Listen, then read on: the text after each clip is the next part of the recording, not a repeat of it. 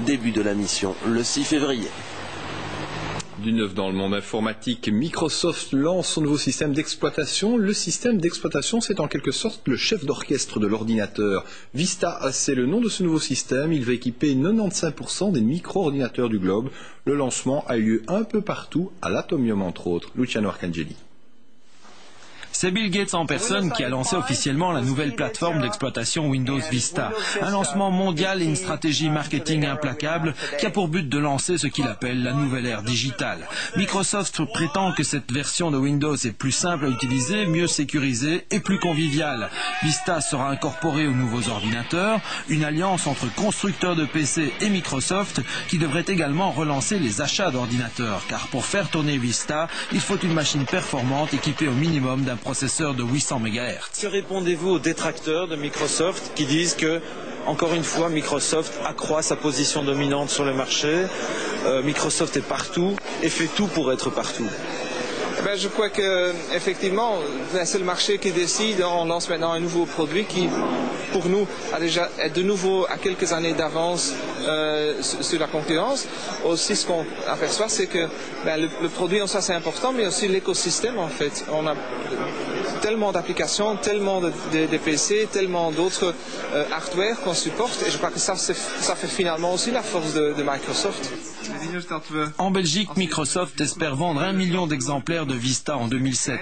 Pour le géant américain, ce lancement est d'une importance cruciale. Windows représente 30% de son chiffre d'affaires, 60% de ses bénéfices, estimés à 7,5 milliards d'euros. Sur la seule année 2007, Vista devrait rapporter 4 milliards de dollars supplémentaires à la société de Bill Gates, qui à l'âge de 51 ans est l'homme le plus riche du monde depuis 10 ans, avec une fortune personnelle estimée à 53 milliards de dollars.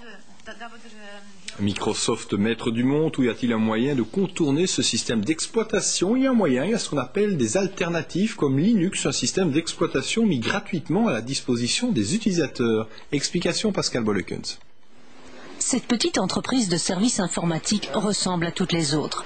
Enfin, pas tout à fait, car ici, on propose aux clients non pas d'installer du Microsoft, mais le système alternatif gratuit d'exploitation Linux. Nous avons beaucoup d'entreprises publiques, donc tout ce qui est ministère, cabinet, et c'est très bien puisque finalement c'est l'argent du contribuable et donc ils essayent d'en dépenser moins, c'est une très bonne chose.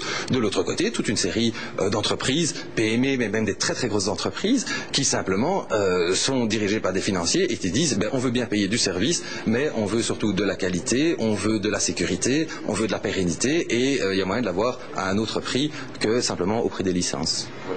C'est que Linux offre aujourd'hui tous les services de messagerie ou de bureautique.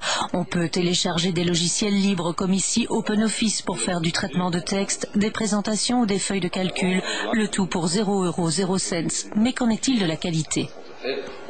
Aujourd'hui, la plupart des experts estiment que ces systèmes sont non seulement au moins aussi performants, si pas plus performants et plus stables que leur équivalent de Microsoft, tout en ayant l'avantage d'être gratuits.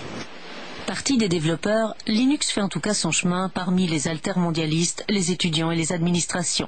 Alors comment expliquer que 90% des PC sont encore équipés de produits Microsoft ? Depuis tout le temps, Microsoft fait des abus de position dominante, que ce soit évidemment avec la préinstallation Windows, que ce soit avec le fait que Internet Explorer soit préinstallé dans Windows ou Media Player. Donc effectivement, il y a abus de position de dominance, c'est clair.